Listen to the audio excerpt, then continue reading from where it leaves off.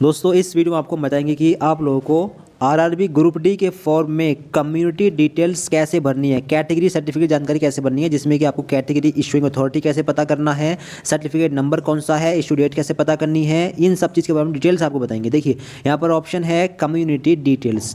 इसमें पहले तो आपको अपनी कैटेगरी सेलेक्ट करनी है, SC ST OBC EWS जो भी अपनी कैटेगरी लीजिए। इसके बाद में आई अंडरस्टैंड पर क्लिक करिए। अब अगर OBC से बिलोंग करते हैं तो एक ऑप्शन और आएगा, आप क्रीमी लेयर में आ रहे हैं या फिर नॉन क्रीमी लेयर में। अगर आपके फादर की इनकम 8 लाख से कम है तो आप आ रहे हैं NCL नॉन क्रीमी लेयर में, इससे ज़्यादा है तो आप आएंगे क्रीमी लेयर में, फिर आप जनरल में काउंट किए जाएंगे। ठीक है, आपको आरक्षण का लाभ नहीं मिलेगा। ठीक, इस पर क्लिक करें। अब आपका सर्टिफिकेट 1 अप्रैल 2025 के बाद का बना हुआ होना चाहिए, 8 लाख से कम इनकम होनी चाहिए। ये रूल किसके लिए है? OBC और आपका EWS कैटेगरी के लिए। ठीक है, SC ST के लिए ऐसा कोई रूल नहीं है। अब जब इस पर क्लिक करेंगे तो सबके सामने एक सेम ऑप्शन खुलेगा। अगर आप SC से बिलोंग कर रहे हैं तो SC कैटेगरी के सामने भी कुछ इसी प्रकार के स्टेप्स ओपन होंगे। ठीक है, आप यहाँ पर देख पा रहे होंगे।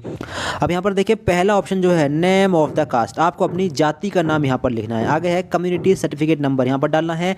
कम्युनिटी इशूइंग अथॉरिटी ये कौन सी है, इस लिस्ट में सेलेक्ट करना होगा। अब देखिए सारी जो जहाँ से भी आपका बना हुआ है वो आपको लिखा मिल जाएगा कैटेगरी सर्टिफिकेट पर, और दूसरा इशू डेट भी लिखी मिल जाएगी, सर्टिफिकेट नंबर भी। ठीक है, ये सब चीज़ आपको वहीं पर लिखी मिल जाएगी। ठीक, ये कहाँ होगी देखिए स्क्रीन पर आप लोग देख पा होंगे।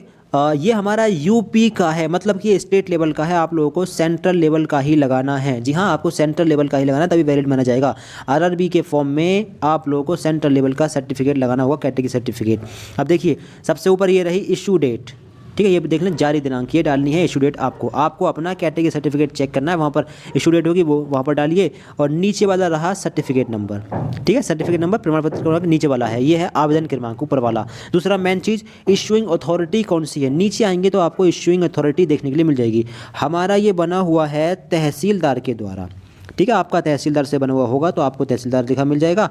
दूसरा, अगर आपका SDM से बना हुआ है तो आपको हिंदी में उप जिला अधिकारी लिखा मिल जाएगा। अगर आपका DM के द्वारा बना हुआ है तो आपको जिला अधिकारी लिखा मिल जाएगा। आपको अभी दिखाते हैं।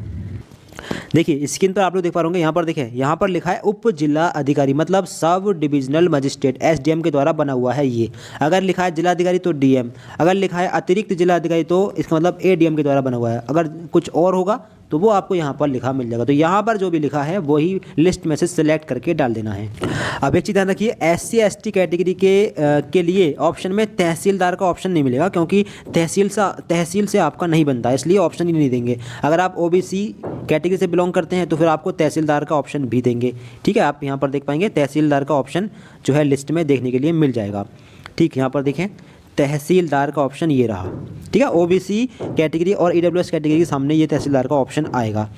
ठीक है, बाकी आपका जहाँ से भी बना हुआ है आप अपनी इस लिस्ट में से ले सकते हैं। ठीक, तो इशू डेट कौन सी डालनी है, जो आपको अभी दिखाई है। अब OBC और EWS कैटेगरी का सर्टिफिकेट 1 अप्रैल 2025 के बाद का बना हुआ नहीं होना चाहिए, क्योंकि आप इससे पहले का सिलेक्ट ही नहीं कर पाएंगे। ठीक है, 1 अप्रैल 2025 के बाद का आपका बना हुआ होना चाहिए। ठीक, तभी यहाँ पर वैलिड माना जाएगा। SC ST का कितना ही पुराना चल सकता है। तो आपको कैटेगरी सर्टिफिकेट दिखा दिया है, वहाँ से देखकर सर्टिफिकेट नंबर डाल दें, कास्ट का नेम डाल दें और अपना सर्टिफिकेट इशूइंग अथॉरिटी सेलेक्ट करना है, इशू डेट डाल दें। और ST और SC कैटेगरी के छात्र यहाँ पर आपको दिखेगा do you wish to avail free rail travel pass for the exam, यहाँ पर यस कर देना। ठीक है, आपको रेल ट्रेवल का पास मिल जाएगा, लेकिन इसके लिए upload your valid caste certificate, तो फिर आपको यहाँ पर अपना कास्ट सर्टिफिकेट अपलोड करना होगा। ठीक है, तो आई होप कि आप लोग समझ गए होंगे। सभी स्टूडेंट्स इस प्रकार से अपनी डिटेल भर लें। कोई दिक्कत आ रही है कमेंट बॉक्स बता सकते हैं। अगर आपके पास सर्टिफिकेट नहीं है तो आप अपना जनरल कैटेगरी से भर सकते हैं। अगर आप SC ST कैटेगरी से आ रहे हैं तो सर्टिफिकेट होना ही चाहिए।